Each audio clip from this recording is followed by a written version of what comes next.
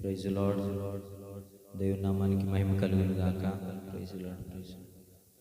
దేవుడిచ్చిన ఈ చక్కటి సమయాన్ని బట్టి దేవుని నామాన్ని మహిమపరుస్తూ ఆయన నామాన్ని ఘనపరుస్తున్నాను. చేరి వచ్చిన దేవుని బిడ్డలైన మీ అందరికీ మన ప్రభు రక్షకుడైన యేసుక్రీస్తు ప్రభు యొక్క శ్రేష్టమైన ఉన్నతమైన నామంలో శుభాభివందనాలు తెలియజేస్తున్నాను. చివరి ఆరాధనలో మనం ఉన్నాం. ఈ సంవత్సరంలో 2025లో చివరి ఆరాధనలో మనం ఉన్నాం. ఈ సంవత్సరం అంతయు కేవలం దేవుని కృప చేత, దేవుడిచ్చిన ఆయుష్ చేత మనం ఈ దినము వరకు నిలబడి ఉన్నాం. నమ్ముచున్నారా?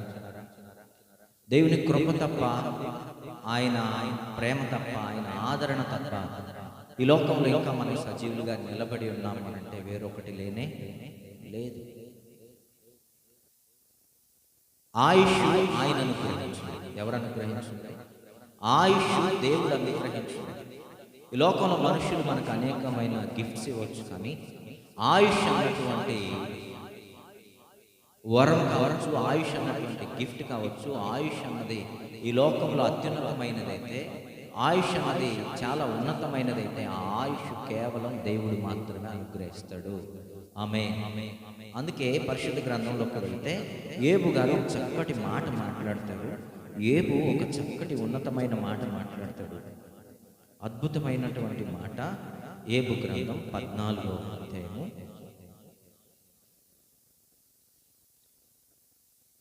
5వ వాక్యాన్ని మనం చూడగలిగితే, 5వ వాక్యాన్ని, నరుల ఆయుష్ కాలము పరిమితి కలది, వారి నెలల సంఖ్య నీకు తెలిసే ఉన్నది, మించజాలని వయ పరిమాణము నీవు వారికి నియమించి ఉన్నావు. అందరు తీసారా? ఏమంటున్నాడు దేవుడు ఇక్కడ? దేవుడు పరిశుద్ధాత్మ ప్రేరణ చేత యోబు గారి చేత మన కొరకు అద్భుతమైన మాటను రాయించాడు. ఏంటి అనంటే, ప్రభువా నీవు నరులకు ఏం చేసావు అనంటే, ఒక సెట్ అయిన లిమిట్స్తో కూడినటువంటి ఆయుష్ కాలాన్ని నువ్వు ఇచ్చావు ప్రభువా. ఎలాంటి ఆయుష్ కాలం ఇచ్చాడట? ఎలాంటి ఆయుష్ కాలం ఇచ్చాడట? పరిమితితో కూడిన ఆయుష్ ఎవరిచ్చారట? దేవుడు నీకు ఆయుష్ ఇచ్చాడు. ఆయుష్ అన్నది దేవుడు పెట్టినది, దేవుడు ఫిక్స్ చేసినది. ఎవరిచ్చినది? దేవుడు ఫిక్స్ చేసినది. మనం అనేక సార్లు అనుకుంటాం, నేను తిన్న ఆహారాన్ని బట్టి, నాకుండే ఆరోగ్యాన్ని బట్టి, నాకుండేటటువంటి నేను గడుపుతున్న పరిస్థితులను బట్టి నేను ఇంకా ఎంతకాలం బ్రతుకున్నాను అని మనం అనుకుంటాం కదా. కానీ ఆయుష్ ఎవరిచ్చాడట? ఆయుష్ ఎవరిచ్చాడట? కేవలం ఆయుష్ దేవుడిచ్చినది మాత్రమే.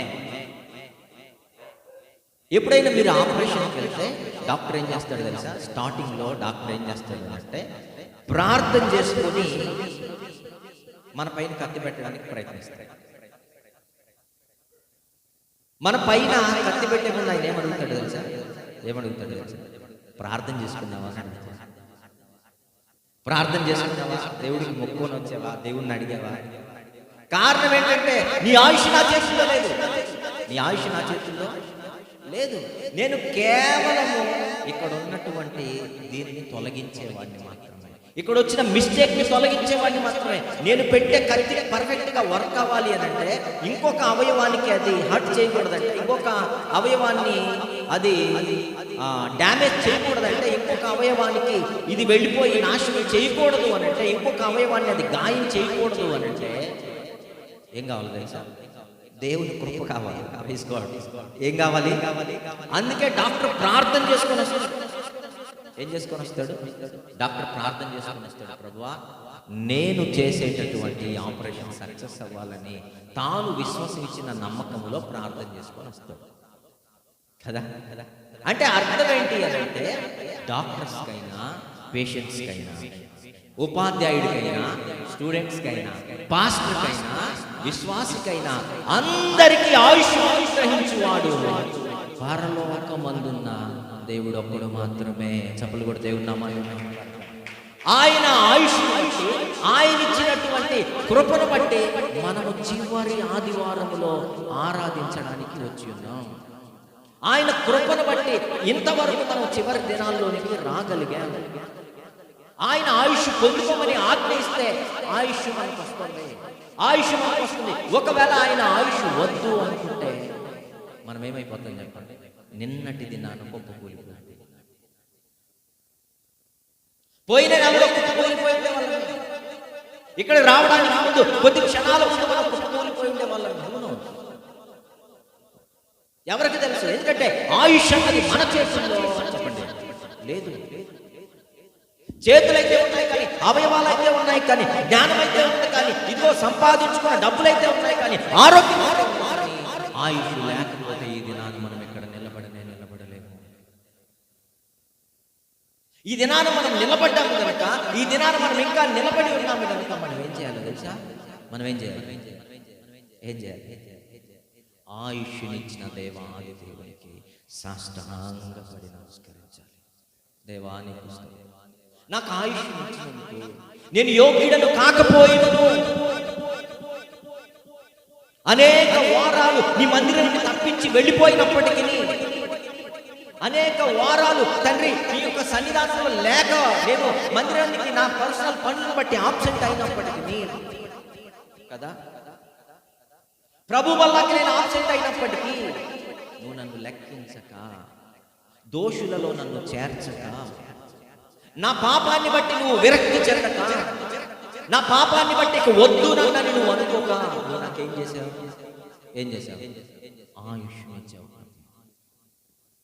ఆయుష్నిచ్చావు, నిలబెట్టావు. అనేకులు వెళ్ళిపోయారు అంటే అర్థం ఏంటో తెలుసా? దేవుడు వారికి ఇచ్చిన ఆయుష్ అయిపోయింది, లేదా ఉన్న ఆయుష్ను తగ్గించడం మనం జడ్జిమెంట్ ఇవ్వడానికి. ఏది ఏమైనా ఆయుష్ను మనకి ఇచ్చేవాడు ఎవరు అని అంటే చెప్పండి, పరలోకమందున్న దేవుడు. ఆయన నీ ఆయుష్ను పెంచగలడు చెప్పండి, ఆయన నీ ఆయుష్ని తుంచగలడు. అది ఆయన చేతుల్లో ఉంది, అది ఆయన ఇష్టం. అది ఎవరిష్టం? అది ఆయన ఇష్టం, ఆయన ఇష్టానుసారముగా చేయగలడు. ఆయుష్ అనేది కేవలం ఆయన మనలో ఉంచాడు కనుక, ఆయుష్ అనేది కేవలం ఆయన ఇంకా మనకి ఇచ్చాడు కనుక, ఆయన కృపచేత ఇంకా ఈ లోకంలో మనల్ని నిలబెట్టాడు కనుక మనం ఏం చేయాలి? ఇచ్చిన వానికి కృతజ్ఞులమై బ్రతకాలి. మనం ఏం చేయాలి? ఇచ్చిన వానికి కృతజ్ఞులమై బ్రతకాలి. ఇచ్చిన వానికి కృతజ్ఞులమై మనం బ్రతకకపోతే మనంత దౌర్భాగ్యుడి లోకంలో మరొకడు ఉండనే ఉండదు. కానీ మనం ఏం చేస్తాం తెలుసా? ఆయన ఇచ్చిన సమయాన్ని మనం తిరిగి ఆయనకి కొద్ది సమయం ఇవ్వలేము. ఆయన ఇచ్చిన సమయానికి ఇదిగో మనం కృతజ్ఞులుగా మనం బ్రతకలేము. బ్రతకగలుగుతున్నామా? బ్రతకలేము. ఒకసారి మనం ఇంటికి వెళ్ళి ఆలోచించుకుంటే ఎన్నిసార్లు దేవుడిలో నుండి దేవుడు కావాలని కోరుకుంటున్న క్వాలిటీస్, దేవుడు మనలో ఎదురు చూస్తున్న క్వాలిటీస్, దేవుడు మనలో ఎదురు చూస్తున్నటువంటి అనేక విషయాల్లో మనం తప్పిపోయామో మనకు అర్థమవుతుంది. యోబు అన్నాడు, తన జీవిత పరిస్థితులను చూసుకుంటూ, తన జీవితం యొక్క స్థితిగతులను చూసుకుంటూ అంతా అయిపోయింది. ఆయనకి ఏమి లేదు, ఆయన బిడ్డలు లేరు, సంపాదించుకున్న ఆస్తులు లేవు, ఇదిగో తనకంటూ ఏవేవి ఉన్నాయి అనుకున్నాడో అవన్నీ వెళ్ళిపోయాయి. కూర్చొని ఆలోచిస్తూ దేవుడు ఆయన అనుకున్నాడు, ప్రభువా ఏది లేకపోయినా ఆయుష్, ఏది లేకపోయినా నన్ను ఇంకా భూమి మీద నువ్వు నిలబెట్టి ఉన్నావు. నన్ను ఇంతకు మించినది ఇంకేమైనా ఉందా? ఇంకోటి ఏమైనా ఉందా? ఆయుష్ మించినది, జీవితం మించినది ఇంకొకటి ఉందా? ఏది లేకపోయినా, అన్ని పోయినా నాకేమిచ్చావు? నువ్వు ఆయుష్నిచ్చావు, ఇంకా నిలబెట్టి ఉన్నావు, ఇంకా నిలబెట్టి ఉన్నావు. అందుని బట్టి నీకు స్తోత్రాలు. అందుని బట్టి నీకు స్తోత్రాలు. గుర్తుపెట్టుకోండి, నీకు ఏమి లేకపోయినా నువ్వు దేవుని స్తుతించాలి. ఏమి ఆరోగ్యం లేకపోయినా నువ్వేం చేయాలి? దేవుని నామాన్ని స్తుతించాలి. నువ్వు అప్పుల బాధలైనా నువ్వేం చేయాలి? దేవుని నామాన్ని స్తుతించాల్సిందే. నీకు ఉద్యోగం లేకపోయినా నువ్వేం చేయాలి? దేవుని నామాన్ని స్తుతించాల్సిందే. మన పరిస్థితులు ఇదిగో అందరూ ఎగతాళి చేసే పరిస్థితులైనా, హేళన చేసే పరిస్థితులైనా, కష్టమైన కరువైనా మనమే నీ ఎదురుగా నిలబడుకున్నా నువ్వేం చేయాలి? దేవుని నామాన్ని స్తుతించాల్సిందే. చప్పలు కూడా దేవుని నామాన్ని ఏమంటున్నాడు? ప్రభువా, నాకు ఇచ్చిన ఆయుష్ మాత్రం ఎవరి చేతుల్లో లేదు ప్రభువా. ఎవరి చేతుల్లో, ఎవరైనా వచ్చి నన్ను కొట్టొచ్చేమో, ఎవరైనా వచ్చి నన్ను ఏమైనా చేయొచ్చేమో, కానీ ఆయుష్ మాత్రం చెప్పండి నీవిచ్చినదే ప్రభువా. ఆయుష్ మాత్రం నీవిచ్చినదే. చరిత్రలో ఒక రాజు కనపడతాడు మనకి. ఇజ్రాయేలీల చరిత్రలోకి వెళ్ళిపోతే ఒక రాజు కనపడతాడు. ఆ రాజు ఏం చేశాడు అంటే కిటికీలో కూర్చొని నిద్రపోయాడు. ఎక్కడ కూర్చొని నిద్రపోయాడు? కిటికీలో కూర్చొని నిద్రపోయి కింద పడి రోగి అయిపోయాడు. ఇక బాగా అవ్వకపోతే అనుకున్నాడు. ఏమనుకున్నాడంటే, అసలు ఇక నేను ఎన్ని రోజులు బ్రతుకుతానో, ఇక నేను బ్రతుకుతానో బ్రతకనో, నా జీవితం అయిపోయిందో, నాకు చెప్పేవాడు ఎవడు అనుకున్నాడు. నేను తెలుసుకోవాలి, నేను ఎంతకాలం బ్రతుకుతానో, ఇంకా నాకు ఎంతకాలం ఆయుష్, ఇంకెంతకాలం నేను నిలబడతానో, నేను ఏం చేయాలి తెలుసుకోవాలి అనుకుని ఏం చేశాడు అనంటే ఒక పనివాడిని పంపించాడు. ఎక్కడికి పంపించాడు? ఎక్రోను దేవదూత అయిన బయల్జెబూబు వద్దకి ఒక పనివాడిని పంపించాడు. అరే నువ్వు వెళ్ళిపోయి ఏమడగాలంటే నా జాతకం అడిగిరా. ఏమడిగిరా? నా జాతకం అడిగిరా. మనం అప్పుడప్పుడు వస్తారే మీటింగ్ అంట, ప్రశ్న చెప్తాం. ఏం చెప్తామని? ప్రశ్న చెప్తామని, భవిష్యత్తు చెప్తామని. మా ఇంటికి వచ్చినప్పుడు మీకు నాగదోషం ఉందమ్మా. ఏ దోషం? నాగదోషం. గేట్ తీసి లోపలికి రమ్మని కూర్చోమని కూర్చేసి టీ తాగు, టిఫిన్ చేయి, కూర్చొని మాట్లాడు. నాగదోషం ఏదో నువ్వు తీసేసుకోవాలి. మా పరిస్థితులను బట్టి, మధ్యలో వచ్చే ఫోన్ కాల్స్ని బట్టి అతనికి అర్థమైపోయింది వీళ్ళు సేవకులు అని. సార్ నేను వెళ్ళాలి సార్, అందరు వెళ్ళిపోతున్నాడు. ఏం చేయాలంట? అందరు వెళ్ళిపోతారు. నేను అన్నాను, నువ్వు ముందే నీ జాతకం చూసుకొని రాలేదా ఇక్కడ కూర్చో? లేదు సార్, మీరు సేవకులను తెలియకొచ్చాను సార్. ఏమంటున్నాడు తెలుసా? మా వాళ్ళందరూ మారిపోయారు సార్, మా వాళ్ళందరూ దేవుళ్ళలోకి వచ్చారు, మేమేదో చేసుకుంటా ఉన్నాం, జరగక నడవక చేసుకుంటున్నాం. ఈ రాజు ఏం చేశాడట?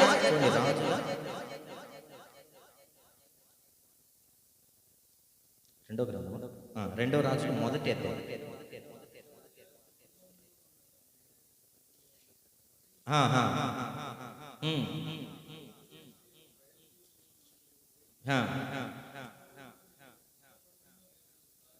విచారించుకొని దూతలను పంపగా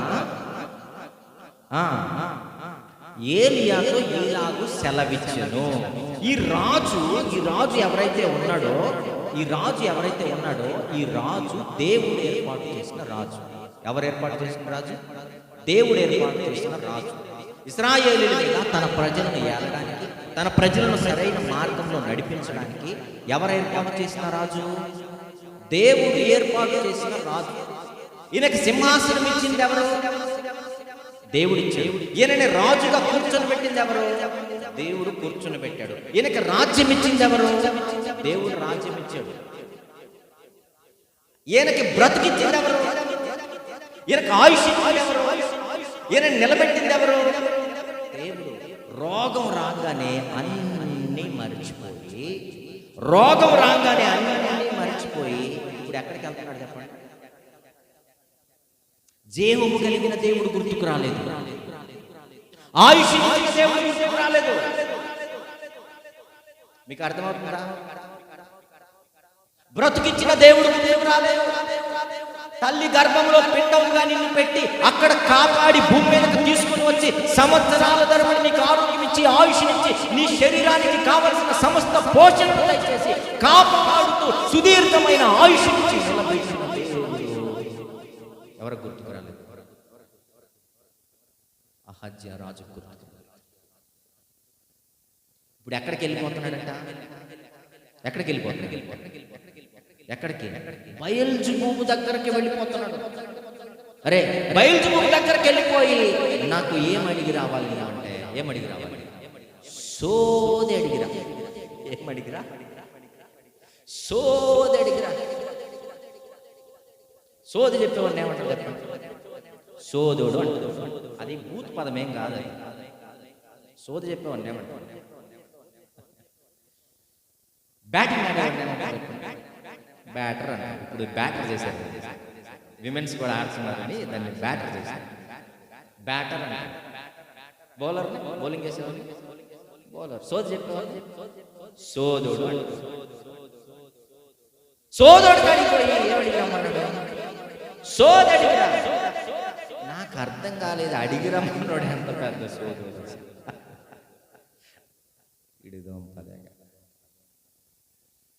ఈయన ఎవరు అని అంటే ఒక రాజ్యాన్ని పరిపాలిస్తున్న రాజు, ప్రజలను ఏలాల్సినటువంటి రాజు, ప్రజలకు న్యాయం తీర్చాల్సిన రాజు.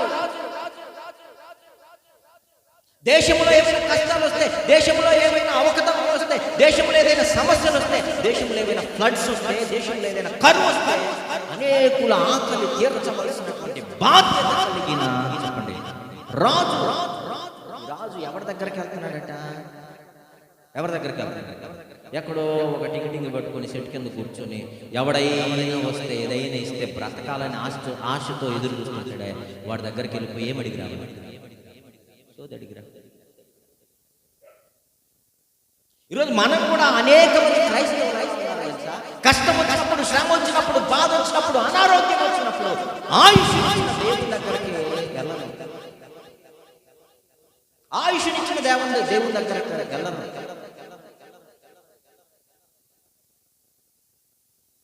పిల్లలు లేకపోతే పిల్లల్ని ఇచ్చేవాడు ఎవరు చెప్పండి?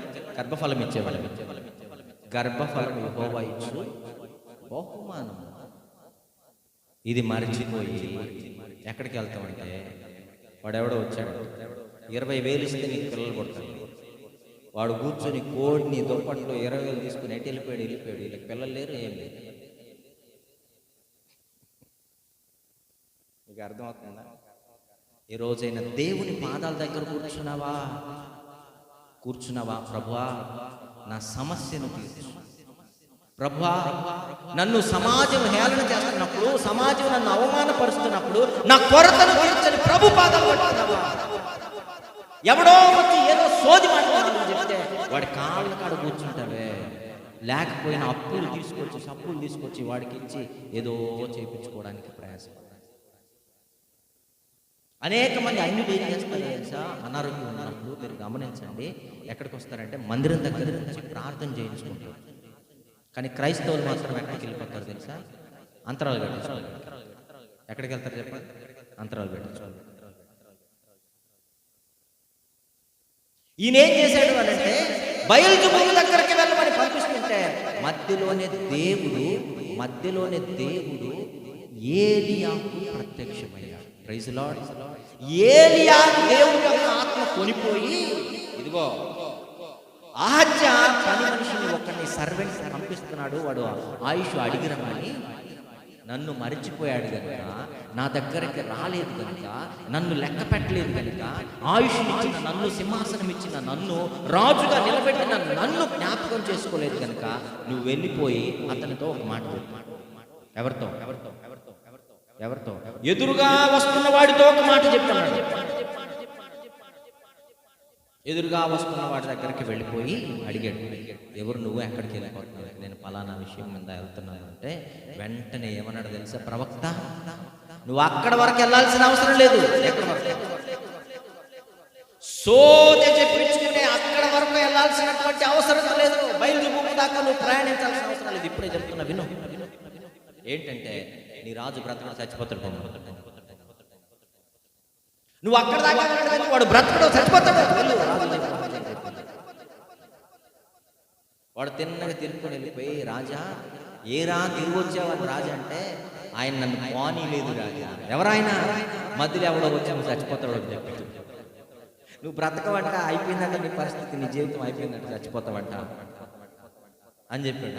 ఎవరు ఎలా ఉన్నాడంటే, ఇదిగో ఇలా ఉన్నాడు, తోలుగడి పెట్టుకొని ఇలా ఉన్నాడంటే, ఓ ఆయన అయితే ప్రవక్త. అతనైతే ప్రవక్త. ఇతను ముందుగానే ప్రవక్త దగ్గరికి పంపించండొచ్చు కదా. ఏమండి చెప్పండి ఒకసారి. ఈయన ముందుగానే ఎవరి దగ్గర విమర్శించాలి? ఎవరి దగ్గరికి? నిన్ను నూనె పోసి అభిషేకించి రాజు సింహాసనం మీద కూర్చోబెట్టాడు. ఎవరైనా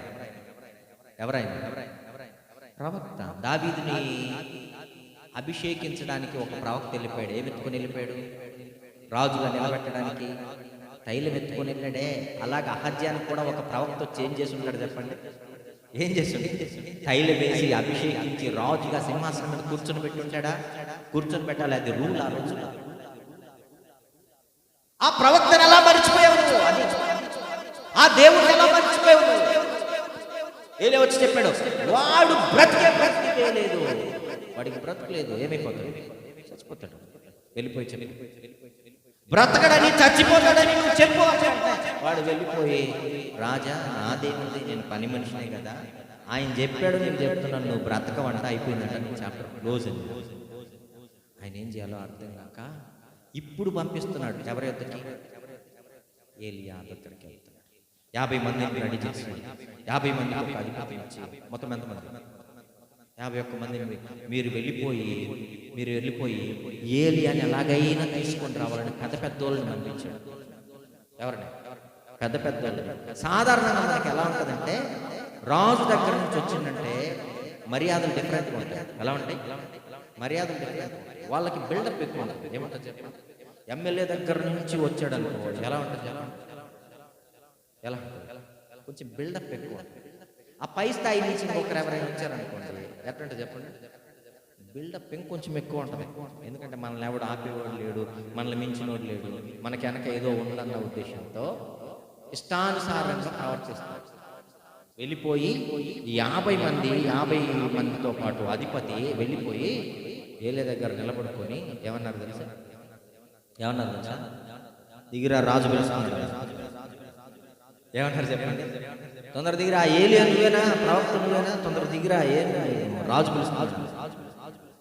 ఈయన శక్తి సామర్థ్యం, ఈయన యొక్క మహిమ, ఈయన యొక్క ఔన్నత్యం, ఈయన దేవుడితో ఉండేటటువంటి పరిస్థితి వాళ్ళకి తెలియదు. దిగిరా. అప్పుడు ఏలియా ఏమన్నాడు? అందుకు ఏలియా వచ్చిన 10వ వచనం, అందుకు ఏలియా, నేను దైవజనుడనైతే అగ్ని ఆకాశము నుండి దిగి వచ్చి నిన్ను నీ 50 మందిని దహించునుగా, కానీ 50 మందికి అధిపతి అయిన వానితో చెప్పగా అగ్ని ఆకాశము నుండి దిగి వాని 50 మందిని దహించి వేసిన. This is the power of God. చప్పలు కూడా దేవుని నామమున. ఇది దేవుని యొక్క శక్తి, ఇది దేవుని యొక్క మహిమ, ఇది దేవుని యొక్క ఘనత. ఆయన యొక్క మహిమకు అడ్డైనది ఏది లేదు.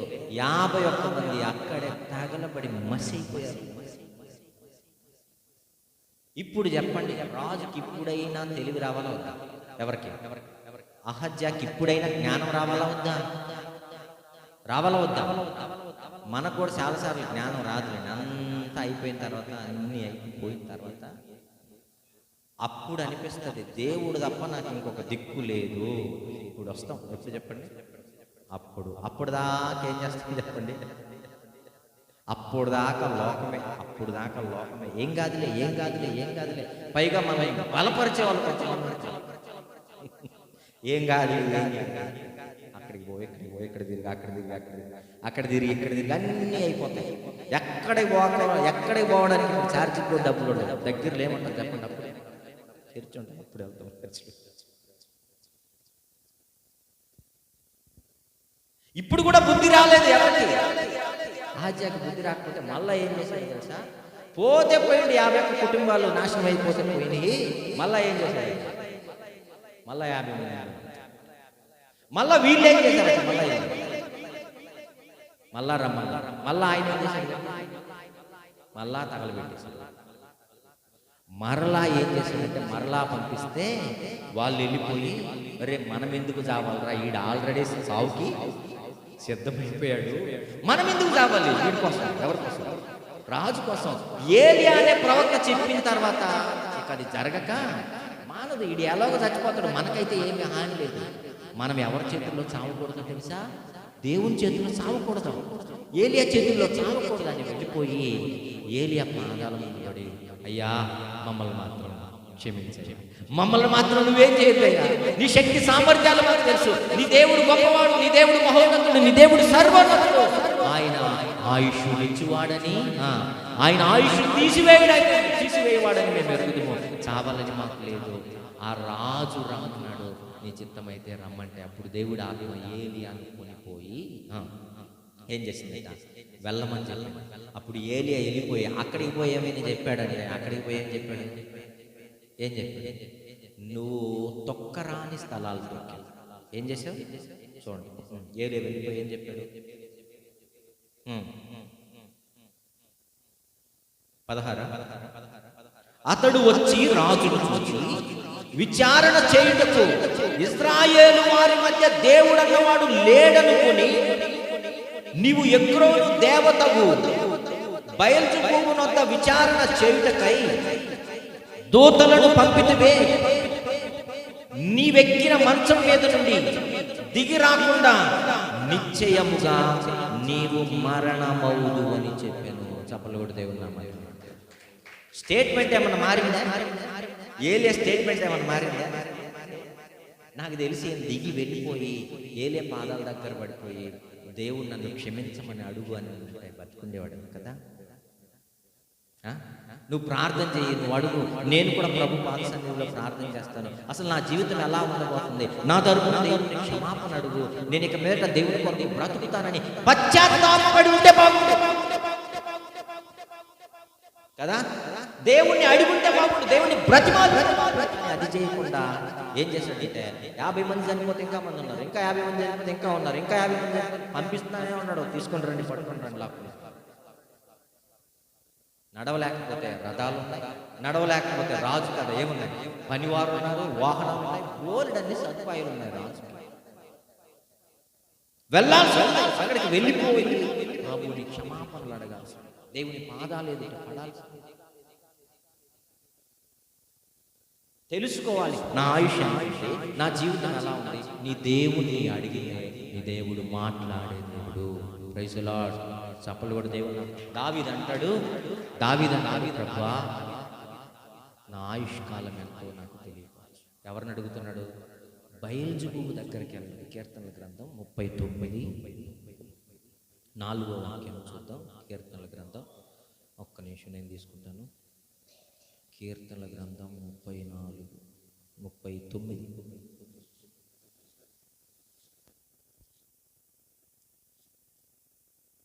ఆ 39:4 యెహోవా నా అంతము ఎట్లుండున్నది, నా దినముల ప్రమాణము ఎంతైనది నాకు తెలుపుము, నా ఆయువు ఎంత అల్పమైనదో నేను తెలుసుకొనగోరుచున్నాను.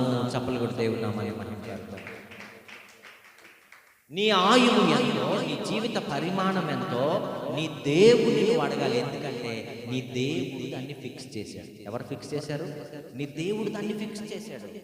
నువ్వు ఎంతకాలం భూమి మీద బ్రతకాలని, నువ్వెంతకాలం దేవునిలో ఉండాలని, నువ్వెంతకాలం ఈ లోకంలో బ్రతకాలని ఆయన ఏం చేశాడో తెలుసా?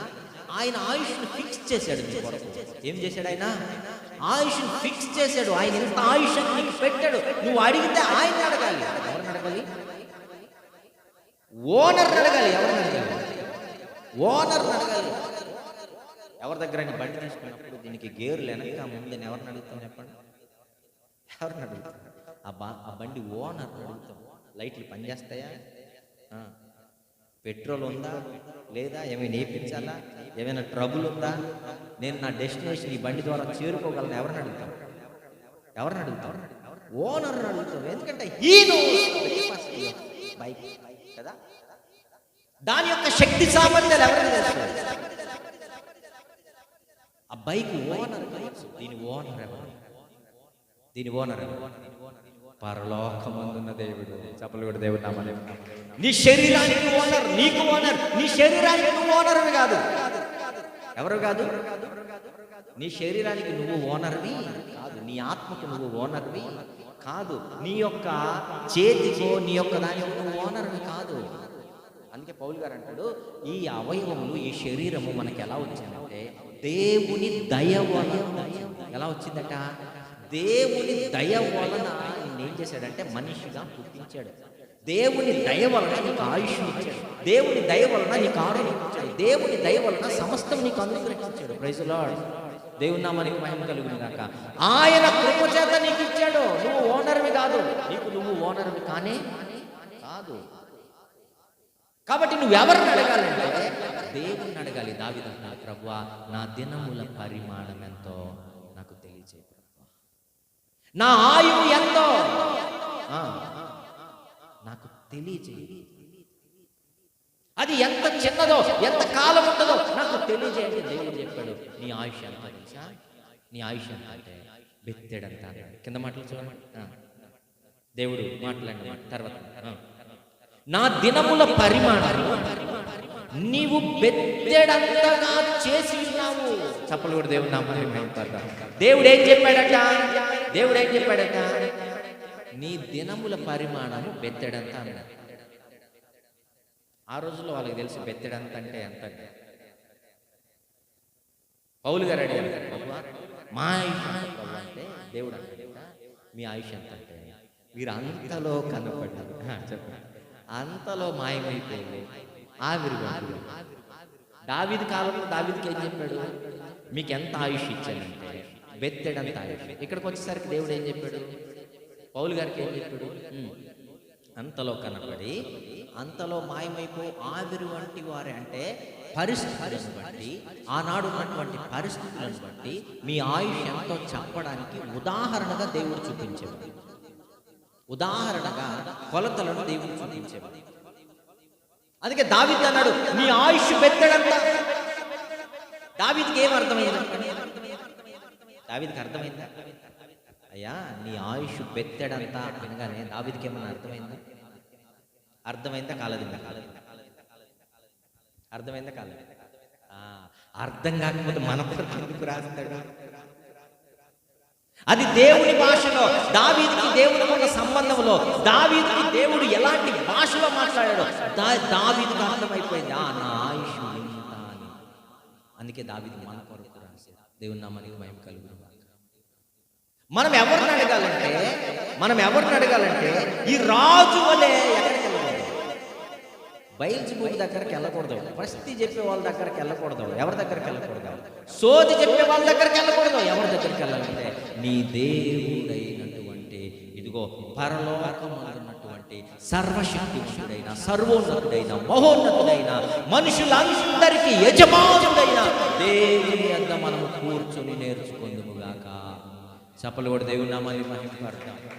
ఆయన నీ ప్రతి పరిస్థితిలో నిన్ను మాట్లాడడానికి సమర్థుడు. నీ ప్రతి పరిస్థితిలో నిన్ను నడిపించడానికి ఆయన సమర్థుడు. బైబిల్లో ఒక సైన్యాధిపతి ఉంటాడు. ఆ సైన్యాధిపతి ఎవరు అంటే సిరియా దేశపు రాజు దగ్గర ఉన్న సైన్యాధిపతి. ఆయన మీ అందరికీ తెలుసు. ఎవరైనా నయమాను ఆయన పేరు.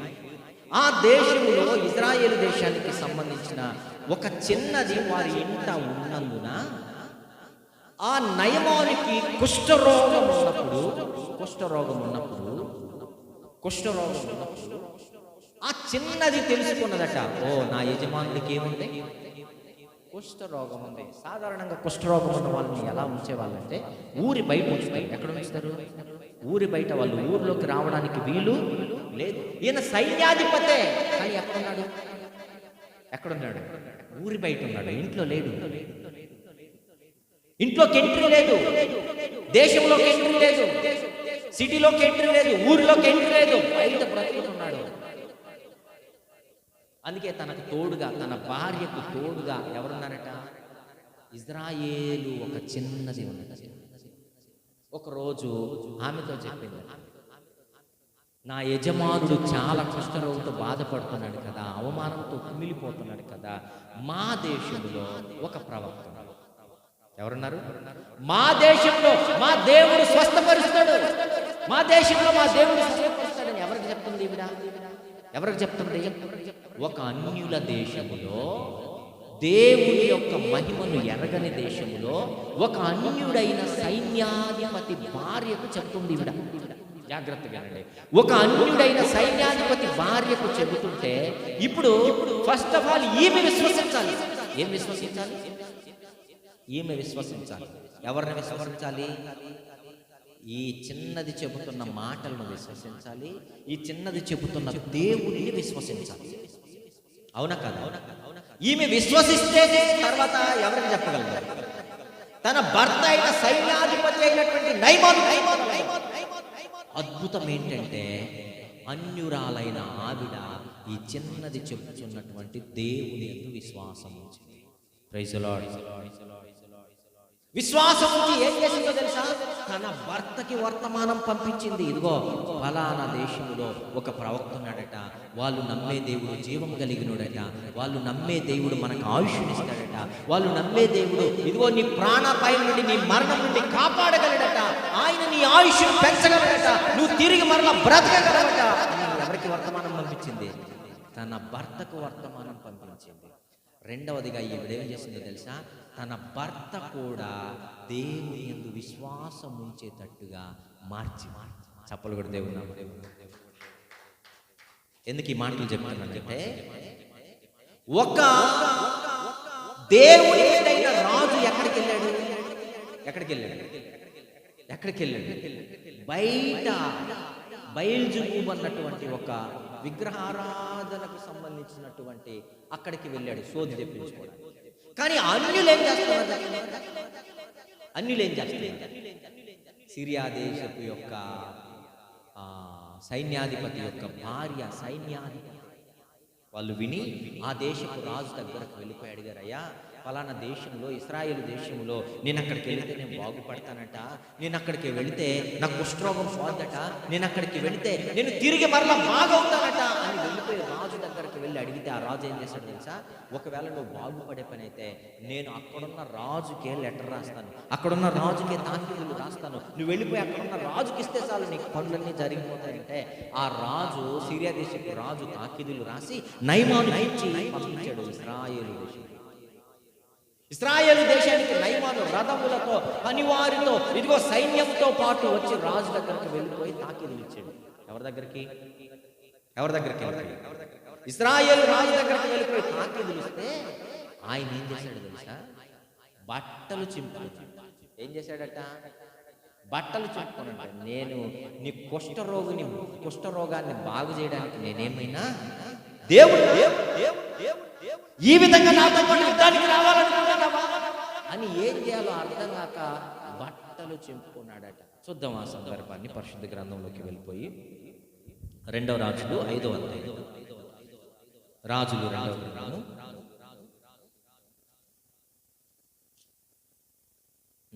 5వ అధ్యాయం 7వ వాక్యం. ఇశ్రాయేలు రాజు ఈ పత్రికను చదివి వస్త్రములు చింపుకొని చంపుటకును బ్రతికించుటకు నేను దేవుడనా? ఒకనికి కలిగిన కుష్ఠరోగును మాన్పునని నా యొద్దకు ఇతడు పంపుటయేమి? చూసారా, నాతో కలహం పెట్టుకోవడానికి కారణం వెతుకుతున్నాడు. చూడండి, మీకు అర్థమవుతుందా? ఈ విషయం ఎవరి చెవిన పడిందంటే ప్రవక్త అయిన చెప్పండి ఎలీషా చెవిన పడింది. ఎలీషా చెవిన పడితే రాజుకు వర్తమానం పంపించాడు ఎలీషా. ఏమన్నా తెలుసా? నువ్వు బాగు చేయలేవు కానీ నీ దేశంలో ఒక దేవుడు ఉన్నాడన్న సంగతి మర్చిపోకు, వాడిని నా దగ్గరకు పంపించు అని చెప్పి. ఎవరి దగ్గర? ఎలీషా దగ్గరకు పంపించమను అని చెప్పగానే రాజు ఎలీషా దగ్గరకు పంపించాడు నయమాను వచ్చి వెండి బంగారాలు గిఫ్ట్లు అన్ని తీసుకుని వచ్చి ఇదిగో ఆ ప్రవక్త అయినటువంటి ఎలీషా ఇంటి ముందు దిగిపోయాడు. ఏం చేశాడు? ఎలీషా ఇంటి ముందు దిగిపోయాడు. ఎలీషా ఇంటి ముందు దిగిన వెంటనే ఎలీషా ప్రార్థన చేసుకుంటున్నాడు. ఎలీషా దేవుని యొక్క పనిలో ఉన్నాడు. ఎలీషా దేవునితో మాట్లాడుతున్నాడు. ఇప్పుడు నేను వచ్చి అతనితో మాట్లాడలేను కానీ పని మనిషిని పంపించి ఏం చెప్పాడంటే, వెళ్ళిపోయి పోత అక్కడ యోర్దాను నది 7 సార్లు మునిగి వెళ్ళిపోమన్నాడు. ఎక్కడ? యోర్దాను నదిలో 7 సార్లు మునిగి వెళ్ళిపోమన్నాడు. ఇతనికి కోపం కట్టలు తెచ్చుకొని వచ్చేసాడు. ఎవరికి చెప్పండి? నయమానికి.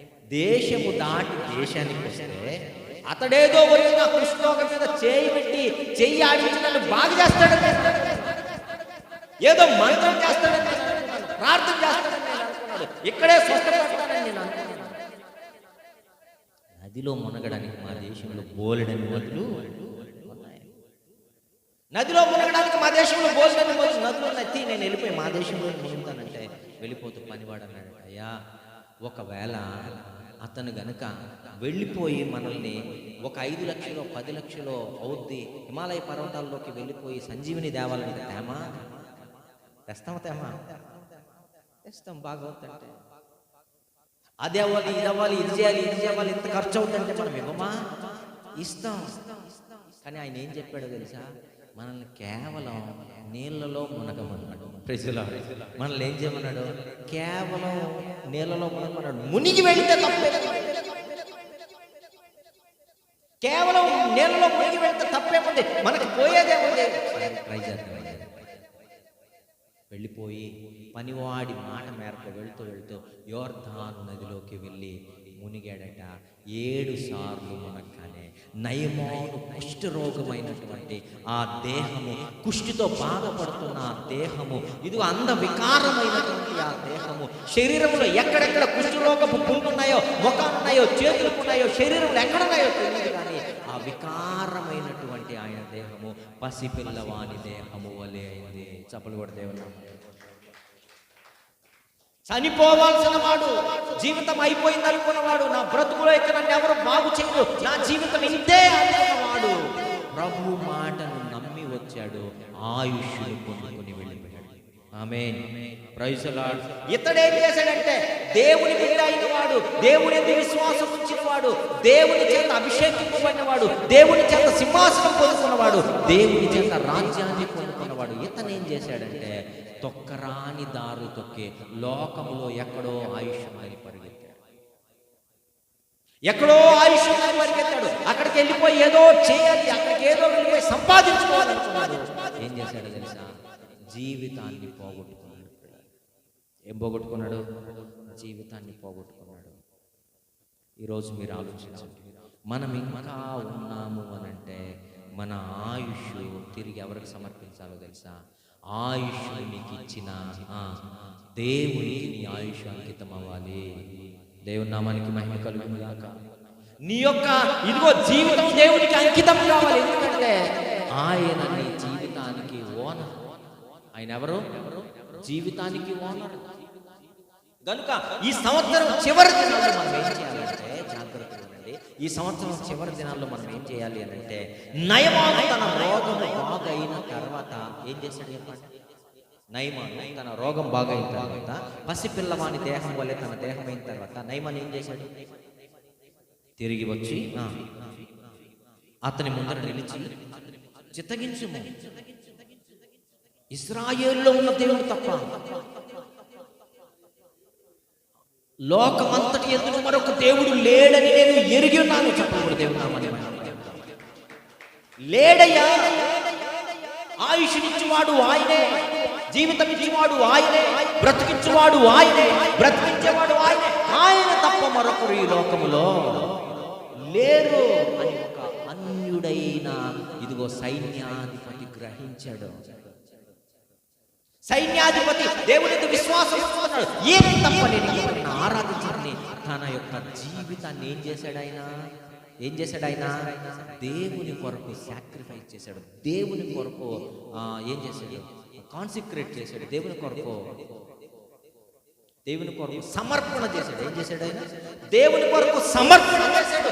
ఏం తప్ప వేరొక దేవుడు మీద లేడు. ఒక అన్యుడైనటువంటి సైన్యాధిపతి, ప్రాణాలు కోల్పోవాల్సినటువంటి సైన్యాధిపతి. పిల్లరా, ఇంతకాలము దేవుడు 20 ఏళ్ళు, 30 ఏళ్ళు, 40 ఏళ్ళు, 50 ఏళ్ళు ఆయుష్ ఇచ్చాడు కదా. ఆ ఆయుష్ ఇవ్వబడినట్టు గ్రహిస్తున్నావా? ఆ ఆయుష్ ఆయన మాత్రమే నీలో ఉంచాడని నువ్వు గ్రహిస్తున్నావా? ఒకవేళ గ్రహిస్తే నీ జీవితాన్ని నయమాను వలె ఇంకా దేవునికి ఎందుకు సమర్పించలేదు? మన జీవితాన్ని ఇంకా దేవుడి చేతుల్లో ఇంకా ఎందుకు పెట్టలేదు? ఎందుకు పెట్టలేదు? ఇంకా లోకంలోనే, ఇంకా మన మనసు లోకంలోనే, ఇంకా మన యొక్క ఆలోచనలు లోకంలోనే. గుర్తుపెట్టుకోండి, లోకంలో మనం తిరగడం వలన డబ్బు సంపాదించుకోగలమేమో, లోకంలో మనం తిరగడం వలన ఇంకేదైనా సంపాదించుకోగలమేమో, ఆహారం సంపాదించుకోగలమేమో, కానీ ఆయుష్ను మాత్రం సంపాదించుకోలేవు. అందుకే అంటాడు ఆయన, ఒకడు లోకమంతయు సంపాదించుకొని ఎందుకన్నాడు ఆ మాట? ఎందుకన్నాడు చెప్పండి? నువ్వు బయటికి వెళ్ళి లోకాన్ని ఏదేదో సంపాదించుకుంటున్నావు నా పిచ్చోడా, కానీ వాటిని అనుభవించడానికి ఆయుష్ ఇచ్చేది మాత్రం ఎవరు? నేను తెచ్చుకొని అన్ని ఆడబెట్టుకొని తిందాం అనుకుంటే అలాగే వెళ్ళిపోతే రేపు పొద్దున ఎక్కడ పెడతారో తెలుసు, తీసుకొచ్చి గోడ మీద పెడతారు. ఎక్కడ? గోడ మీద పెట్టి కాకొచ్చి తినాలంటే, ఒకవేళ ఏదైనా కాకి వచ్చి తినదనుకో, నిన్న తినాలని పెట్టుకొని చచ్చిపోయాడు ఆయన వచ్చి నిలిపాడు. ఏం చేస్తారు చెప్పి? కాకిని చేసేస్తారు. అర్థమవుతుందా? మొన్న ఒక దగ్గర ఒక సాగుకి వెళ్తే ఒక ఆయన ఆకు ఒక్క తెచ్చి పెడుతున్నాడు. అక్కడ సమాధి అయిపోయిన తర్వాత ఆ సమాధి దగ్గర ఆకు ఒక్క తెచ్చి పెడుతున్నాడు. ఎందుకంటే వీళ్ళిద్దరు ఆకు ఒక్క ఫ్రెండ్స్. ఆయన నాకు ఆకు ఇస్తాడు, నేను ఆయనకు ఒక్క ఇస్తాను. ఆయన నాకు ఒక్క ఇస్తాడు, నేను ఆయనకు ఆకు ఇస్తాను. పాపం అనిపించేది ఏంటంటే ఆ ఆకు ఒక్కలు ఉండగానే వెళ్ళిపోయారు ఆకు ఒక్కేసుకుంటూ. మీకు అర్థమవుతుందా? నువ్వు ఇంకా బ్రతుకున్నావంటే, నువ్వు ఇంకా ఈ లోకంలో నిలబడి ఉన్నావంటే ఈ ఆయుష్ ఎవరు అనుగ్రహించారు? దేవుడు అనుగ్రహించారు. నయమాను లాంటి సమర్పణ మన జీవితంలో రావాలి.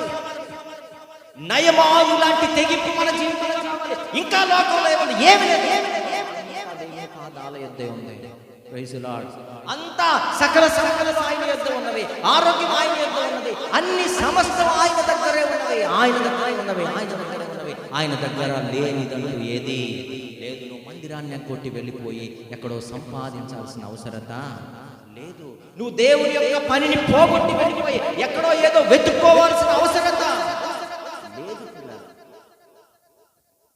సంవత్సరం అయిపోతుంది, ఇంకో సంవత్సరంలోకి ప్రవేశించబోతున్నాం. ఈ సంవత్సరంలోనైనా ఆయన ఇచ్చిన జీవితాన్ని ఆయన కొరకు సమర్పించు. ఒక గొప్ప నిర్ణయం తీసుకో. ప్రభువా, నీ పనిని ఉన్నప్పుడు, నీ సేవ ఉన్నప్పుడు, నీ యొక్క ఆరాధన ఉన్నప్పుడు దానికి తప్ప వేరొక దానికి నేను ప్రాముఖ్యత ఇవ్వనే. ఎందుకంటే ఈ ఆయుష్ నువ్వు ఇచ్చినది. నయమాను తీసుకున్న నిర్ణయం తీసుకుని వెళ్ళగలవు ఈరోజు మందిరంలో నుంచి. చివరి ఆరాధనలో ఉన్నాం కదా, ఈ ఆరాధనలో కూడా ఒక తెగింపు రాకపోతే మనకెలా? ఈ ఆరాధనలో కూడా నయమాను లాంటి ఒక సమర్పణ మన జీవితంలో రాకపోతే ఎలా? మీరు ఆలోచించండి. ఒక సమర్పణ తీసుకోండి. దేవుడు 2026ని ఆశీర్వాదదాయకముగా మన కొరకు మలుచును గాక. అద్భుతమైన ఆయుష్ ఆయన నింపును గాక. అద్భుతమైన ఆశీర్వాదాలతో, శాంతితో, సమాధానంతో దేవుడు మనల్ని నింపును గాక. తలలోంచుకోండి, ప్రార్థన చేసుకుందాం. విన్న వాక్యం మన జీవితాలలో ఫలించులాగున ప్రభు యొక్క పాద సన్నిధిలో, ఆయన యొక్క పాద సన్నిధిలో ఇదిగో మనం తరలించి ఆయన యొక్క పాద సన్నిధిలో, ప్రభువా, నేను 2025లో తప్పిపోయానేమో నాయనా, అయినా నన్ను ఆరోగ్యంతో నీవు నింపావు ప్రభువా.